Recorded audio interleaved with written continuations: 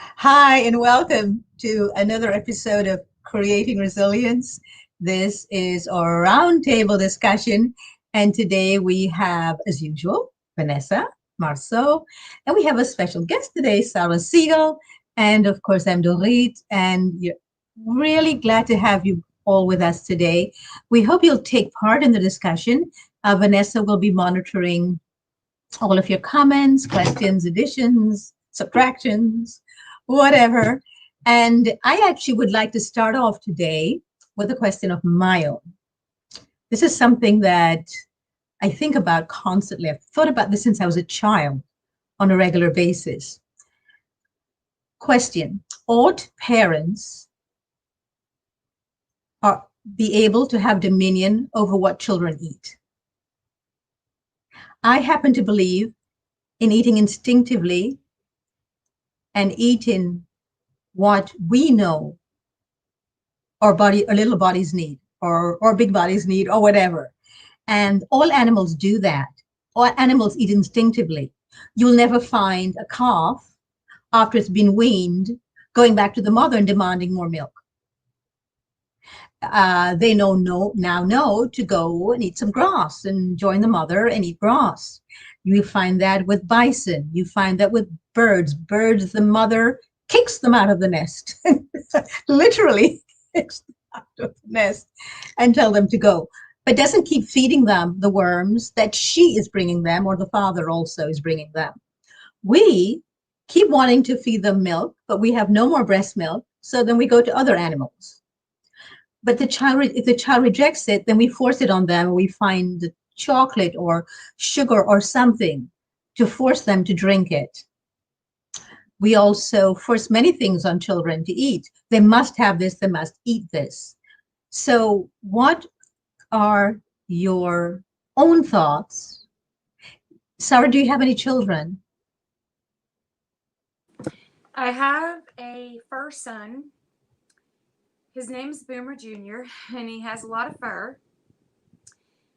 I want to get back to your question. I'll get back to why my dog is vegan. I just had a workshop on that just Sunday through Climate Healers.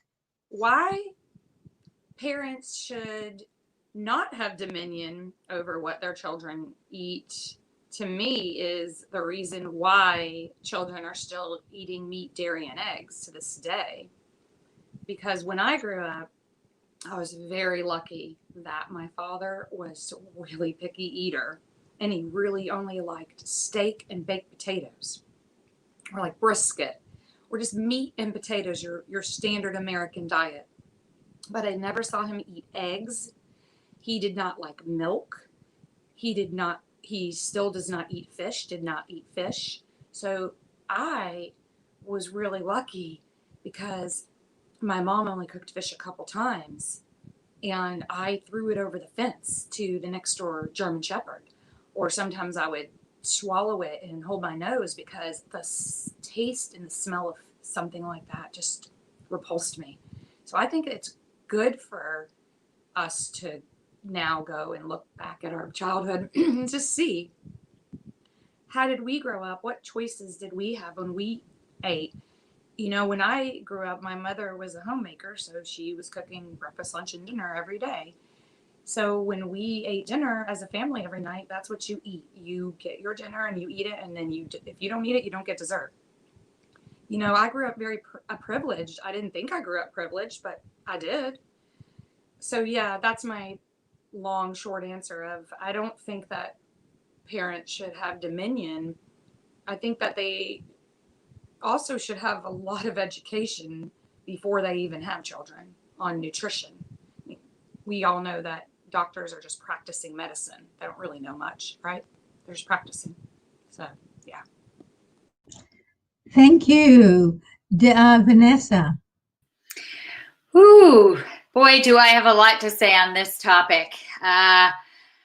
I grew up with my parents forcing me to eat meat and me constantly not wanting to. So meals became torture for me. It was something where I dreaded them, and they would last about 3 hours because it was a constant power struggle. of me not wanting to eat it and my parents telling me I can't get up from table if I don't eat. And I would try everything I could to avoid eating it. I would stuff food down my shirt. I would put it under the plate, like when they weren't looking, and then take it to the kitchen to hide it. I'd cheek it and then spit it out. Tried feeding it to the cat, who unfortunately wouldn't eat it fast enough. The only time I wished for a dog who would just devour it whole. And I tried absolutely everything, and I definitely developed eating disorders because food became a means of control and torture for me. And my parents would constantly tell me that my brain wouldn't develop properly if I didn't eat meat. And so I never believed them.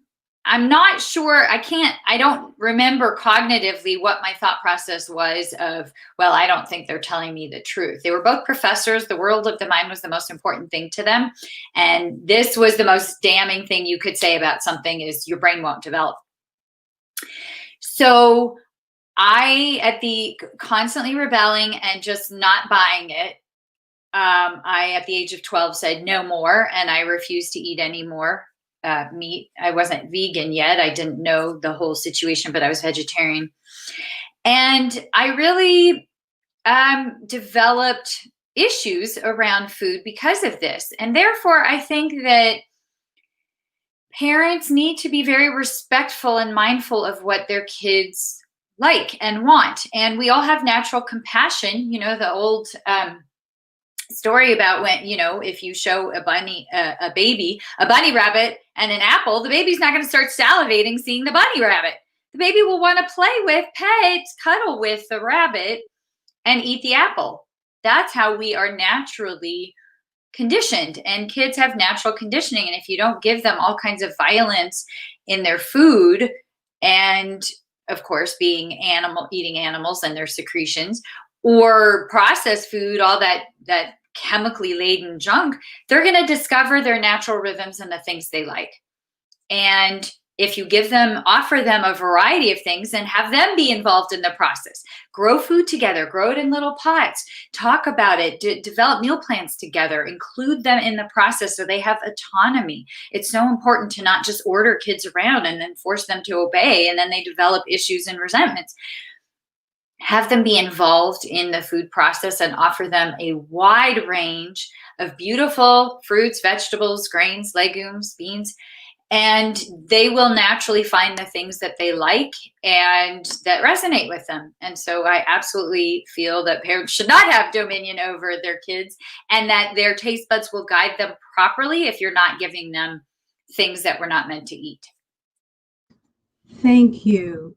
So the reason why I asked this question is because I've come across it many times in my life. And I had this client who was an OBGYN. She was a medically trained doctor. And she had a baby, and she took the baby to the pediatrician. And then finally, out of total frustration, in our session one day, she said to me, and this was a fitness session, Pilates, and she said to me, "What do I do with my child? This child just refuses, is on a phase, and just refuses to eat what we're eating at the dinner table. She will only eat bread and red bell peppers right now." I thought it was marvelous, because it means the child needed that at this point in her life, and she knew exactly what she needed. So when I told my client this, who was a medically trained doctor, she had a fit when I said, the child knows exactly what she needs, and obviously that's what her body needs right now. She said, "But that's all she's eating all day long. You don't understand. She won't eat anything else." And I said, when her body is ready for something else, she'll know, and she'll immediately move on to whatever it is that she needs to eat. She did not believe me. And then she called me up in tears because she had a fight with a child, and she didn't want to have a fight with a child around food. And I said, just let her be. I asked you to just trust her instinct. She said, "But she's a child. How did she know?" I said, "Because children have instinct. Every single living being has this built into them. Let her instincts lead her." So she did. I don't know how, but she did. She gave up the fight, stopped fighting, and she did. As soon as she did, the child moved on to another 2 or 3 foods. And this kept happening over and over. So I don't know if there are parents listening on here or parents would like to comment. Why are we having battles with our children over anything, much less their own instinctive way of eating? Is there a reason you think that this is happening? Is it because a society we now have what I call a capitalistic parental industrial complex, where parenting has become an actual economy, and parenting has become something to beat people up with and to force people to create standards that they must live up to, and if they're not, they are not proper parents, and they could even be reported for child abuse. What do you all think about this, please?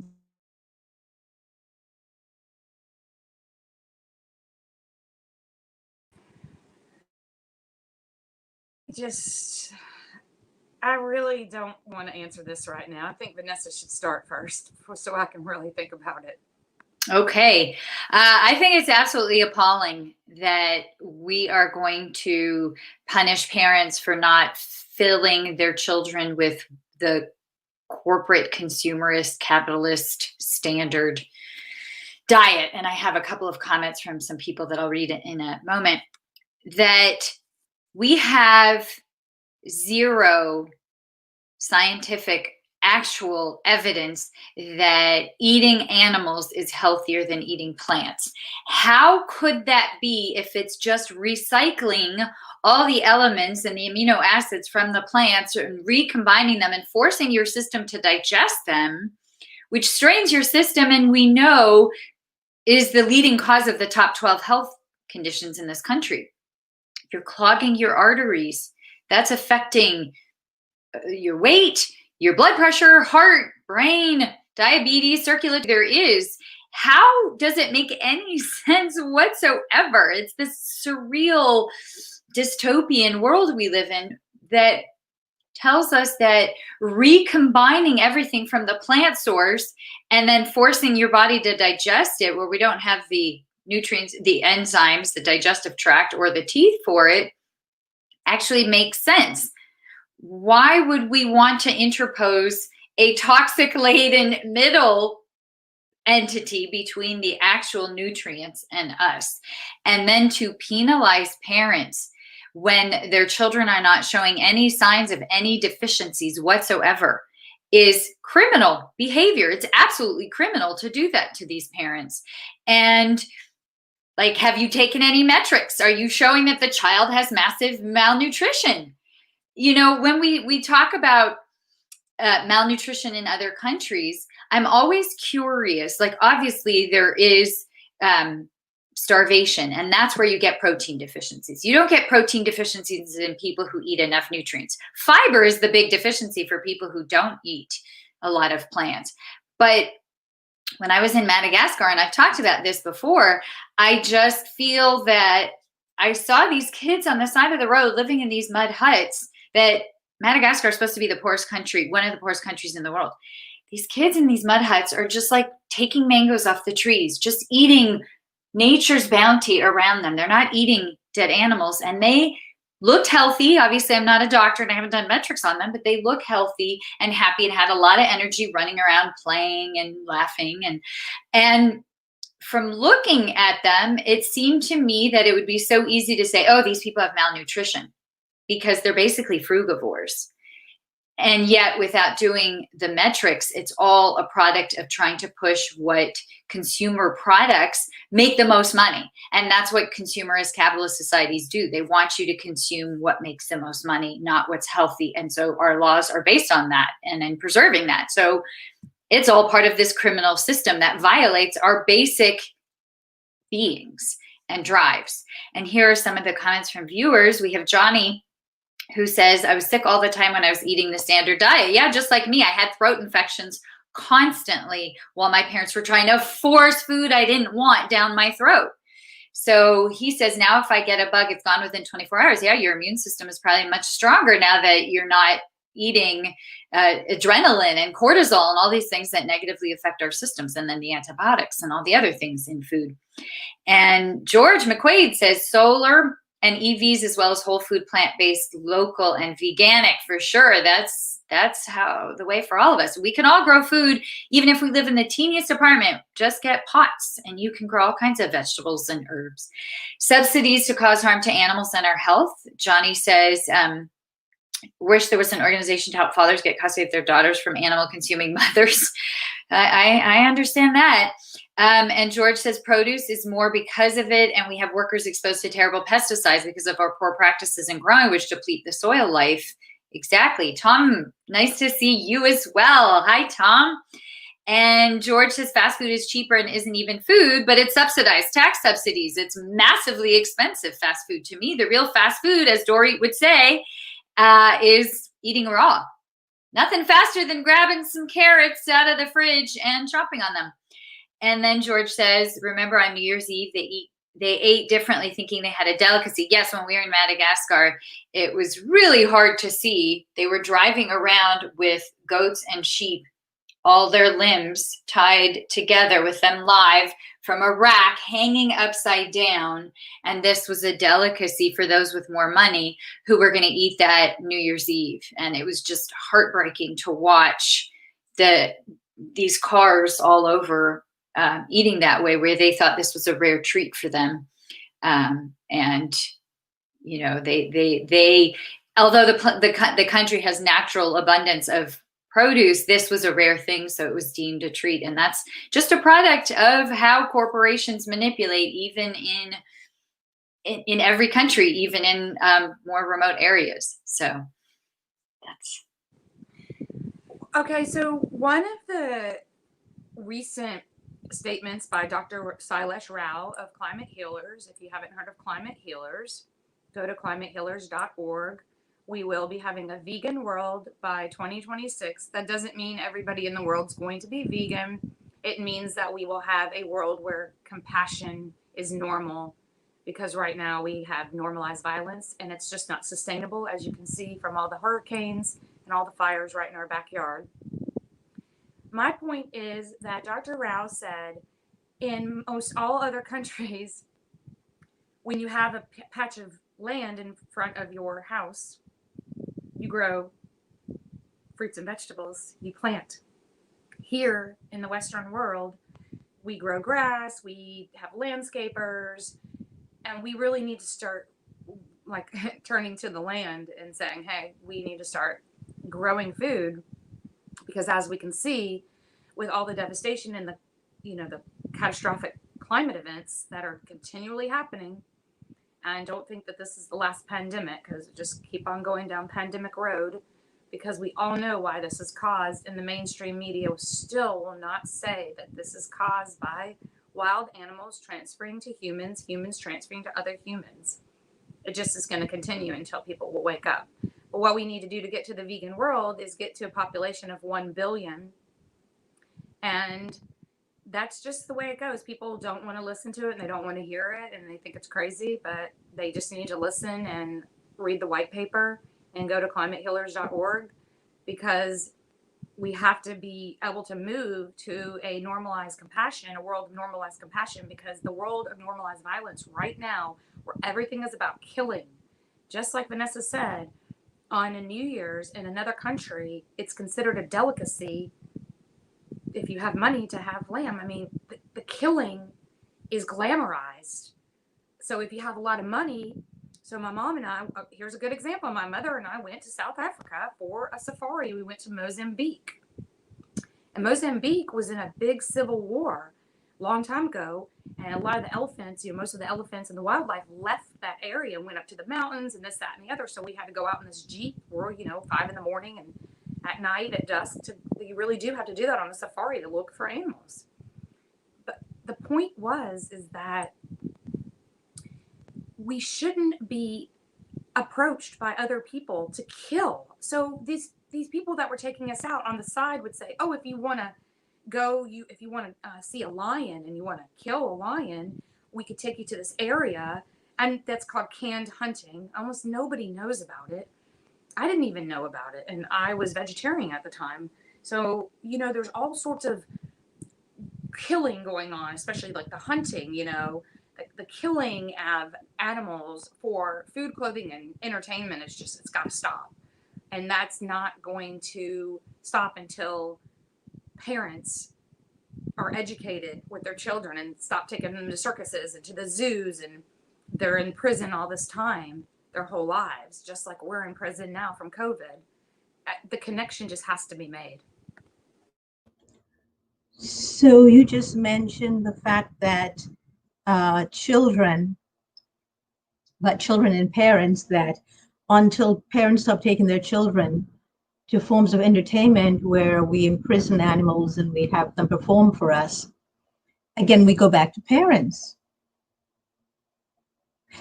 If parents are grown up and they have minds that have been fully developed, why would they do something like that? What's behind that? And why are we force feeding our children things that they don't wish to eat or drink? Why do you all think this exists? Well, first of all, that was a big if. If they're grown up and their brains are fully developed. That's, the first if. As a psychotherapist, I think a lot of the work that I do is about brainwashing. We're all brainwashed, every single one of us. I had a friend who put it so well, which is that you're born with self-esteem. They strip it from you and then sell it back to you. So it's not anybody's fault that we're brainwashed, because it's a system. And when you don't even realize that there's brainwashing, how would you even realize to rebel against it?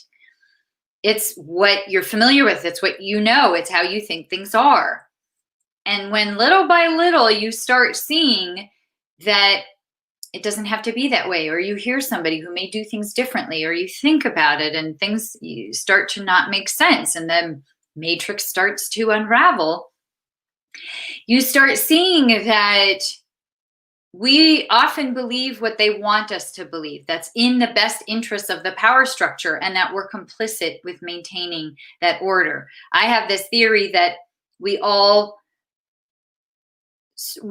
because we don't know our purpose here, a lot of times we've sought to have somebody else make decisions for us rather than face that existential abyss of what does this all mean? What is my purpose here? Where does it lead to? What am I doing? Rather than facing the fear of that and having to self-create, we want somebody else to tell us what to do. That's why we have these power structures that we've had throughout time of chief leaders, kings, royalty, the feudal system, capitalism with bosses, presidents, all these figures, God, the way we've created God as this figure who is overlooking, directing, and telling you what to do or what's good or bad or what will end you up in heaven or hell.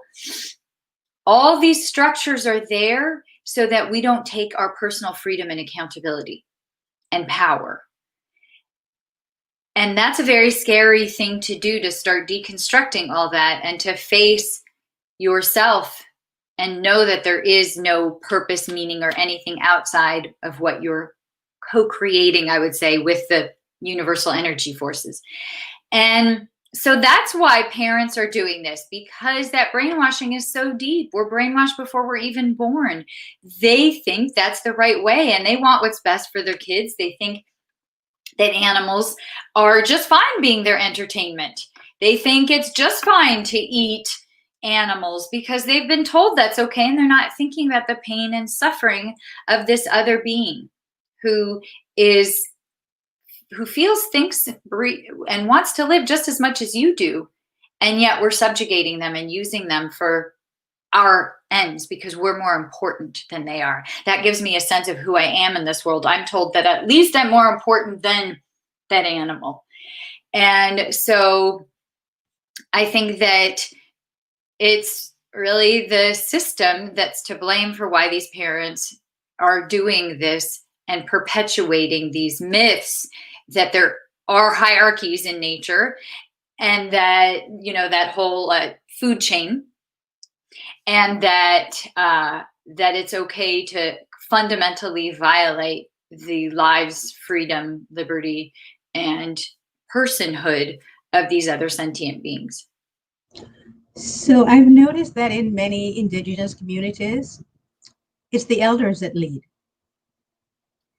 They don't have a king, they don't have a queen, they don't have an emperor, they don't have a president or a prime minister. It's the elders that lead. What do you think of that as a new system, as a different system, as a system that we could all adopt or not, or adapt to? Anyone wants to go? I'll just say something really quickly, and then Sarah answer as well. But I would not be in favor of a system of elders, because I think that that's a particular perspective that comes after a period of time. I would want more of a plurality, and to have a more representative council that maybe has some young voices and other kinds of figures. I think for advice and experience and past history, it's great to have them, but I would want more of a representative council that has suggestions for people that they could then all maybe vote on in an ideal sense. And ought they to give us guidelines about what to eat, when to eat, and how to eat? I think there can be suggestions about that and recommendations, but I do think that, I mean, I would be okay with there being firm guidelines that you don't kill. And then after that, you don't kill, you don't steal. And taking milk and eggs or honey, that's stealing from the animal. So you can't steal, and that those are the norms, the mores of the culture. But then beyond that, people can eat what they want, provided it's healthy and sustainable also for the environment. I agree. We don't need elders to determine what we need to be doing and not doing. We don't need any systems either. We need processes. And that's why we're working in the vegan world to, you know, we've got the 7 core shifts. So once you get those and you learn about that, then you don't have to worry about what you're going to be eating, because everything is about compassion. And we don't need police officers. We need peace officers. We need people that are stewards and that want to serve, because that's what we're moving to. We're moving to a stewardship where we're serving others, and we'll go into, you know, I know that a lot of people want to stay in this economy. They're just holding on, and they just don't want to let go. They keep talking about how we're going to go back. And it's like, no, the past is the past. Don't you understand why it's called the past? Got to start accepting. And I think that's a lot of what Vanessa was also talking about. We have to start accepting what is the now and what's here. And we have to work with what we have. And, you know, that comes with psychology of all the brainwashing. We have to shed that off, because we are brainwashed. And Dr. Rao even says, of course, so are the farmers. They're all brainwashed. They're all being farmed, because they think that you have to go out and you have to get a job and you have to make all this money because you have to feed your family. You have to all this stuff. But if we can be more self-sustainable, like I said, and grow our fruits and vegetables outside in our yard instead of growing grass that we don't need to use, unless you're going to eat the grass. So yeah, that's my answer. Well, some of us in the raw community do have wheatgrass juice, so nothing goes to waste. So can you please think about also the possibilities of what a life where you decide what you wish to eat, no matter what age you are, whether a child or not, and also a life where you are responsible for the entire community, rather than just the community being responsible for you. What would that look like, in your opinion? What would you like to see? You know, I think I was just thinking the other day about a news report I heard, I think on KCRW, where they were saying that the countries that did the best at handling COVID were the ones that were very community oriented, where the collective was important, where we take care of each other. I take care of you. you take care of me. It's a collaboration rather than the US. My rights, you're depriving me of my rights. If I'm forced to wear a mask or I'm forced to do this or that, it's a very different system. And so I think one in which we do think that we're all connected, we're all in this together. You rise up, I rise up, that it's not a competition, that it isn't a zero-sum gain where either you win or I win, that when you do well, I do well. We're all part of the same energy force. And if we had that notion that together we all rise, then we would want to be taking care of each other. We would be thinking of the general health of our community, that if everyone is healthy, that's a more harmonious place. We can create so much art and music and literature and dance when we're all healthy. And we don't have to drain resources to deal with the sick. Or it's a lot rarer, because we're not poisoning ourselves with these toxic foods. And so when we all have that mindset, we do want to take care of the community. And we don't see it as taking away from myself. It's not that opposition. It's all of us. We're all part of the community. I want everyone to do well, and I'm part of everyone. And I have a friend, my friend Ralph has this joke where he says, nobody's perfect and I'm a nobody, so therefore I'm perfect. That just always makes me laugh, because I just think we are everyone and we are no one. We are all of it. And it's something where if we, for example, in my ideal community that has this process, as Sarah put it so well, rather than a system of these elders, but we have these processes, there are naturally going to be people who enjoy certain things more. So it might be something where I love cooking or preparing the food, and people really love my food. So in that kind of community system, it would make sense that I would be one of the food preparers. And we can all have these mini ecosystem villages. Like, imagine different streets were these villages where we each did what we enjoyed the most. Imagine how much less onerous life, work, going to work at this job that you don't like, you're in this car and you're going to a job being miserable to make this money that you need. Imagine a system where we didn't have to do that, where life was play. There wasn't this horrible work because we didn't have these artificial structures we had to maintain, but that we all collaboratively did what needed to be done so that we could live these abundant lives of art and music and science that I feel we're meant to do without these artificial constructs. And George McQuaid says, exactly, only requirement is to not harm, educate sustainability.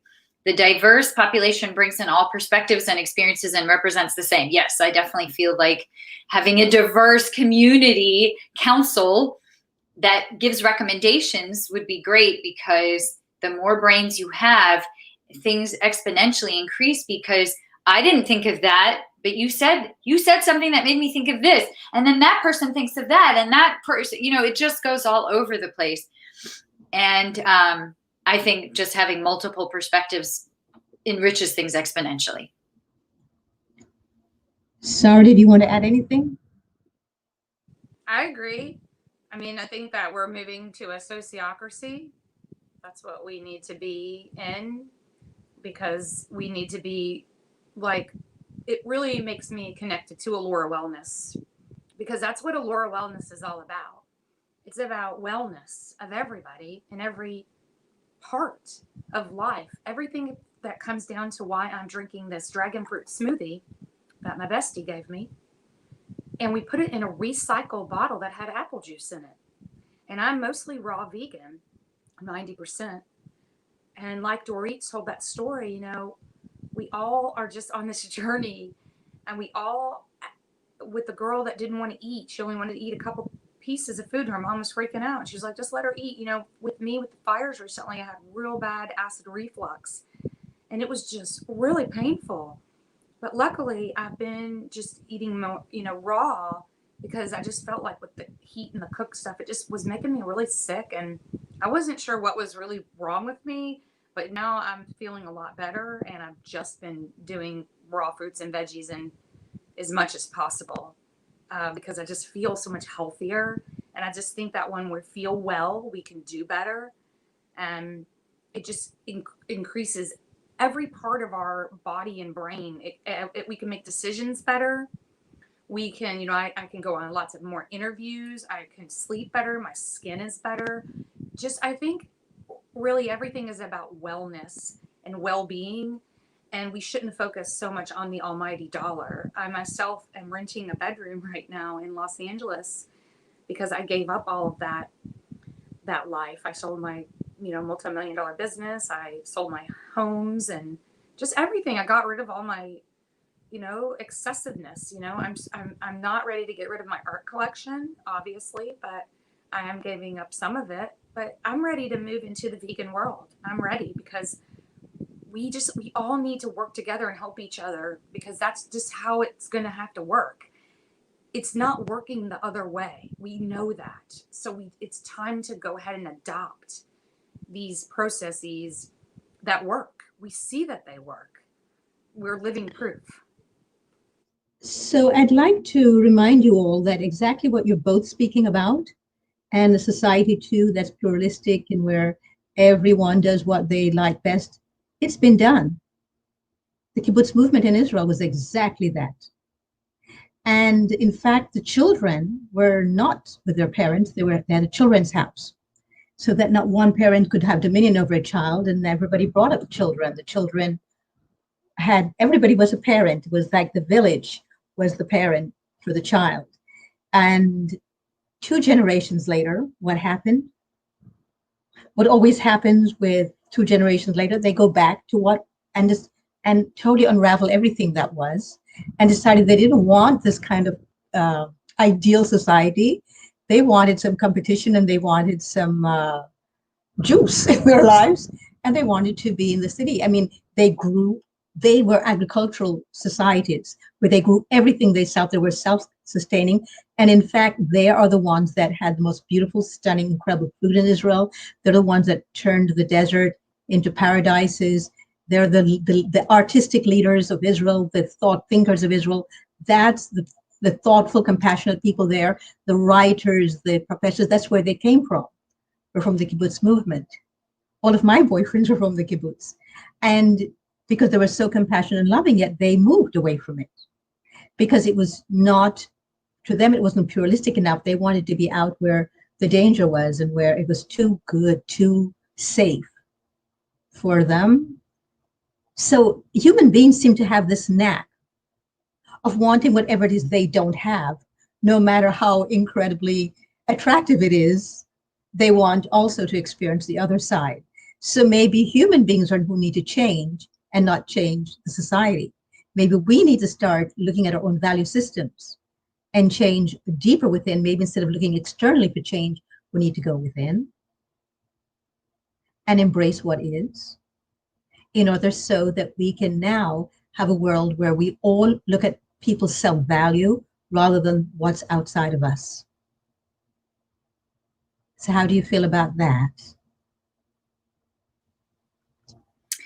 Yeah, I would agree. I think that in so many ways that we need to work on our own systems of thinking. And when you're talking about the kibbutz, it just occurred to me that so many times we don't necessarily want what's healthy. That the vision that you presented sounds like the idyllic society of how it should be. And Johnny is saying that in that system, irresponsible socialists get to ignore our children now. I don't think that's what she was saying at all. I think it was that it was multiple parents in a sense. Oh, thank you, Johnny. Thank you so much for watching. Take care. We'll see you soon. He says we're all priceless. Thank you so much. I think that it's a system where you can have multiple perspectives and more parenting, more nurturing, and more self-development that's more autonomous. So we don't always want what's healthy, but I think that's because of all these high serotonin drugs in a sense that we have. My good friend JP, who's been on the show before, he's pointed out that the rush from a chocolate bar, the serotonin levels are going to go up so much more than from kale. And so once we have introduced all these substances, that's what we're craving.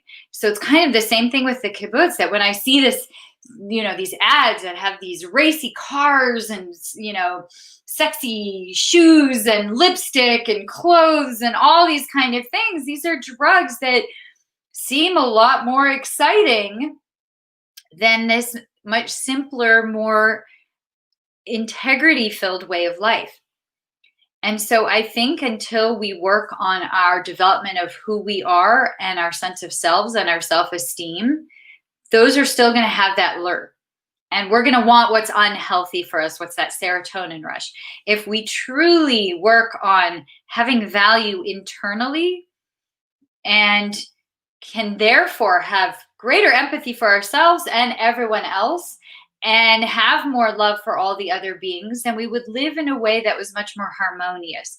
And thank you, Sarah, for bringing up Alora Wellness, because that really is the principle, that we all live well. There is no feeling deprived. We're not living this harsh, stark, bleak, depressing life where I can only wear, vegan Birkenstocks and burlap sacks. No, we live well and abundantly. And my living well doesn't take away from your living well. It doesn't have to be a CEO who makes hundreds of millions of dollars and the workers who barely make $15 an hour and can't even pay for basic needs. We can all live well with the animals, with the planet, the technology, the inventiveness, the innovation is all there. And if we're healthy internally and love ourselves enough that we want everyone to live well, then there is no conflict and no sacrifice there. And we can create beautiful art and music and luxurious foods and rich dragon fruit smoothies and all these wonderful things. And then that lure of the car and the boat and all these other handbags and whatever doesn't mean anything. You don't value that anymore because your internal system has changed. I wholeheartedly resonate with that as well, because I myself started out as a kind of a junk food vegan, and I didn't really even think about what I was eating. I just knew it wasn't dead and that it wasn't hurting animals, but I didn't think about all the sugar and all the salt and all of the saturated fat and just everything that went into it, and because I wasn't eating a whole food plant-based diet. And I started doing a lot of meditation, and I got really deeply into yoga and practicing ahimsa. And I decided, well, I don't want to be doing, violence to any animal. I certainly don't want to do it to my body as well. I started to eat a little bit better. I really have to credit my ex-boyfriend, Richie, who's been vegan 43 years, longer than Moby. Everybody always tries to brag how long Moby's been vegan, but my ex-boyfriend's been vegan 43 years. And why I test my health to him is that I used to fly out to LA a lot when I lived in Atlanta when we dated, and I always felt amazing when I was with him because he was making all these raw smoothies and just stuff I was like, I don't even know what that is. I don't even know what kale is. I never even had dragon fruit till just the other day when my best friend made it for me in a smoothie. Like I said, I was addicted to what most people are addicted to, and that's all the sugar and the carbs and just all the crap. And so once I got all of that out of my body and I started to be like, wow, I didn't know you could even feel this good. And it wasn't about losing weight at all. I've suffered immensely from my eating disorder, I admit, but I wasn't trying to even lose weight at the time. I think I was like 128 pounds. So that wasn't skinny by any means. So my point is that you have to take care of your own body to really know how to talk to other people about eating. I mean, I think you can definitely talk to them about vegan all day long and not hurting animals, not eating animals. And I always go with this acronym CHEW. So 4 reasons to go vegan: CHEW: cruelty, health, environment, and world hunger. because we can feed all these children that are hungry. I mean, I can't believe 1 billion children go hungry every night without food. They're starving. Isn't that crazy? Why is this happening? We don't need to have food scarcity.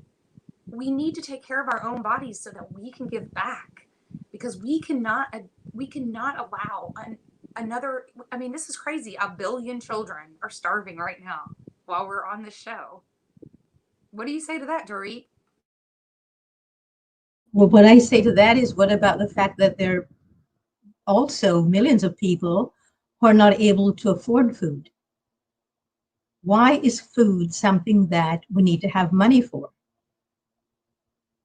That is one of the basic things that we need as human beings on earth. We need water, we need air, we also need sleep, but we also, most of us, unless you're breatharian, you need food.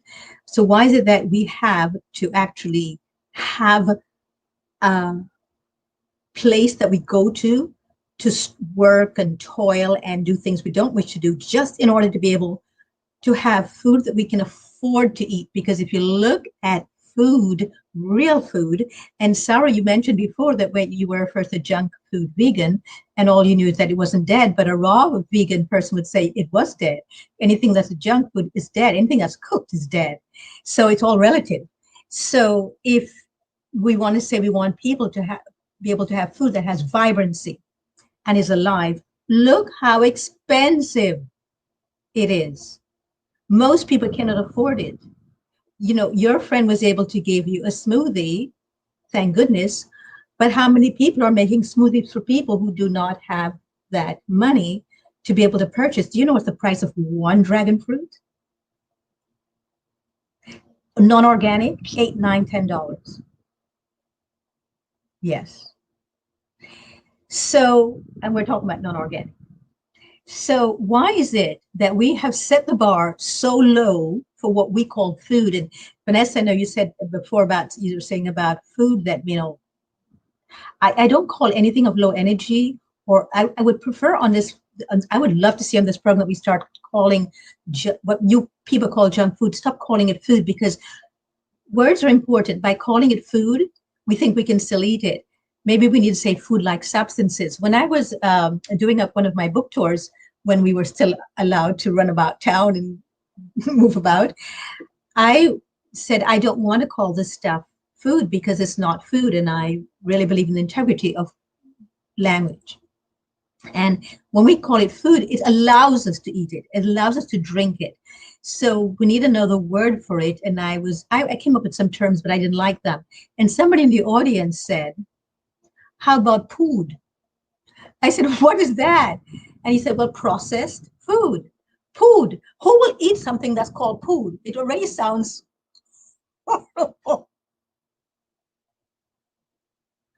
So I said, absolutely. Let's start calling this food. I'd love us on the show to call that until we have another suggestion of something else that we can call it. But I say we create a movement to stop calling it food when it's not food. We start here on the show creating resilience.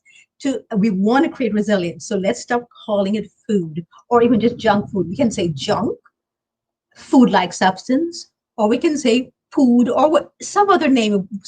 We have enough creativity that somebody will come up with something that we can use.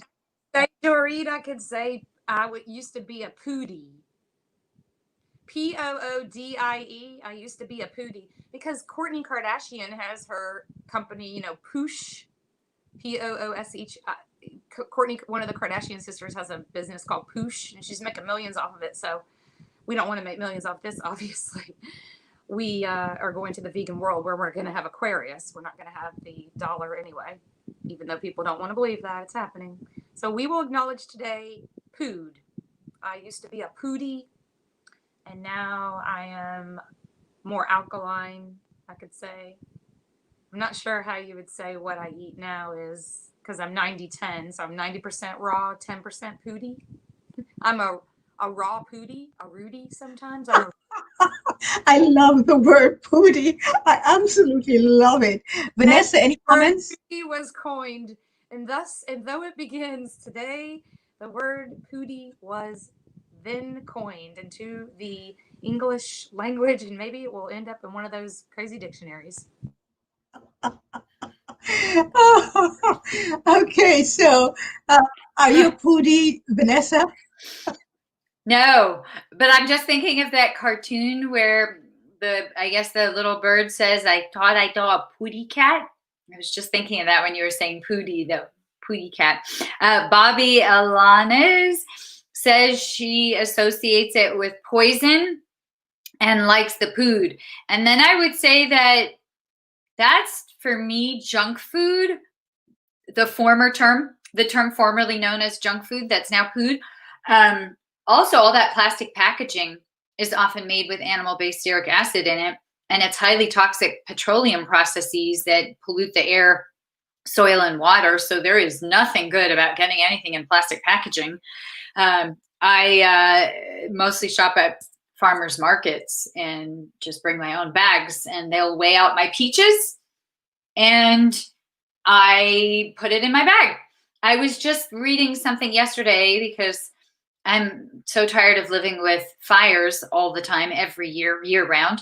I was once again looking at Toulouse and the vegan options in that area, and these two bikers were saying how hard it was to eat vegan, or let's just to say to actually eat food in France. And I was thinking, there are so many farmers markets. You have fresh fruits and vegetables everywhere. That's all you need. And bulk beans and nuts and seeds and all of that. How can that be hard? And I was reading that article going, these must be foodies. And then I would think that those who eat the flesh of other beings or their secretions, that's violence. So would that be food? In that case, even though I hate to associate V for vegan and Vanessa with anything negative, so maybe exploitation, I'm not sure. I'll have to work on that one. But I definitely think that when we say you're eating food, when we're talking about people who are eating theft and violence from other beings, that it is entering our unconscious as an acceptable thing. We tend to be okay with doing something if a lot of people are doing it. And if in some way, like Sarah was talking about, the normalized violence, if everyone is eating these dead animals, then it's okay. And if I call it food, then that means it's an acceptable source of sustenance for me. So I do feel that when we start getting at those roots of the structures that we have and the way that we talk about them, we can really affect change on a deeper level because the power of words is so great. And I remember when I had a corporate job and I would see people around me, because I had taken the Liberation Pledge and I wouldn't eat with people who were eating violence or the secretions from animals, which is also violence. When I would see people walking around elsewhere with dead animals on their plate, I would make comments about, oh, what dead animal do you have there? Who is that on your plate? And I would refer to what they're swallowing as a being. And I wonder what that animal enjoyed doing when he or she lived, and really giving that being a sense of a history and a life that's just as real, just as rich, and just as valid as any of ours. Thank you. So I noticed, by the way, Vanessa, can you read the comment by Bobby for me, please? Also, trying to change a family of 5 over to veganism is very, very expensive, especially when trying to also purchase organic for us all. Bobby, I would like to say that if you buy quinoa and beans in bulk, there is no cheaper way. And you get all kinds of grains and legumes you just buy in bulk. You can go online and order 50 pounds of lentils for a few dollars, because that's what I do. And you also can get frozen produce that's organic, that can be a lot less expensive and just as good as fresh. If that becomes too expensive, farmers markets are a lot more affordable as well. And the other thing is the price of the illness and the diseases from eating the animal products is going to cost you a lot more than the good health from eating all these fresh fruits, vegetables, grains, legumes. Don't buy packaged foods. That's where things can get expensive and hurt your system. Buy fresh food, organic, whenever you can, so you're not taking in those pesticides, and definitely buy in bulk, and it won't be expensive. It'll be way cheaper. I've made meals for 10 people that were under $5. Vanessa, so to me, I find quinoa to be very expensive, and the harm that it does to the people, indigenous people in Ecuador. There's a whole story behind quinoa that I think we need to know, and maybe on the show one day we'll look into that. Yeah. But you said that there's no cheaper way to go. Actually, there is. It's sprouting. Pennies. And the amount of nutrition, the deep nutrition, and you grow it yourself right on your tabletop. You don't even need a space. You don't even need sunlight. You don't need anything. Sprouting is the least expensive way actually to feed ourselves. So it's just that most people don't know of it, which is why my show Elegantly Raw exists, is to teach people this, and that why Creating Resilience exists is for us to all come together and exchange all of this important information, because yes, there is a cheaper way to go, and it's very, very easy. And children, I love the fact, especially if you have 5 people in the family, children can take part in the sprouting and be part of creating their meals from scratch, from seed. So it used to be that it was really easy to get the seeds to sprout. And I found out about 2.5 weeks ago, because I was going to do a sprouting segment on the Elegantly Raw show, that it's now very difficult for some reason to get sprouting seeds on the market. And there seems to be somebody or some entity buying up all of them en masse. We don't know why. We don't know what's going on. But I even went to my friend in Canada who had this huge place called Toronto Sprouts, and she also was shocked that she could not get it there too. She's going to be investigating why is this going on. There is something at bay here that we do not understand, because people need to start thinking about food sovereignty, and this is one of the quickest and easiest way, and we don't understand why this is now becoming such a problem. Dorit, I have one question Yes. for you.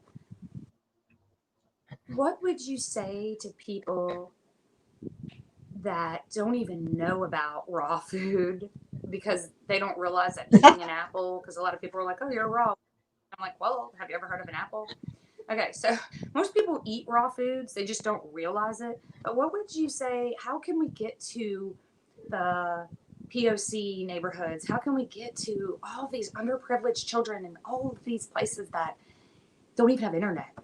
I mean, how do we get healthy food to these people? We talk about this through food healers all the time. We've got it. Because all these, things on mainstream are like, oh, feed the hungry and we'll feed your whole neighborhood. And they're driving up with Papa John's pizzas. That's not going to help them sustain their life. We have to figure out how to get these raw fruits and veggies to people that, have food cards and or on CalFresh or any type, anything all over the world. We have to figure this out pretty soon. I think one of the main ways, Sarah, I'm sorry. One of the main ways, because we have to end, unfortunately, one of the main ways is actually to stop food waste. If we look at food waste, we have the food. It's available for everyone. It's the food waste, those of us who have the money, who have the income to purchase it, we buy a lot of it, we throw it in the fridge, forget about it, and throw it out. Same to do with restaurants, same to do with hotels, same to do with corporations who make a ton of food for their employees and then they just throw it out at the end of the day. And there is a lot of this food that has never been used. I mean, it's never even been cut up and cooked.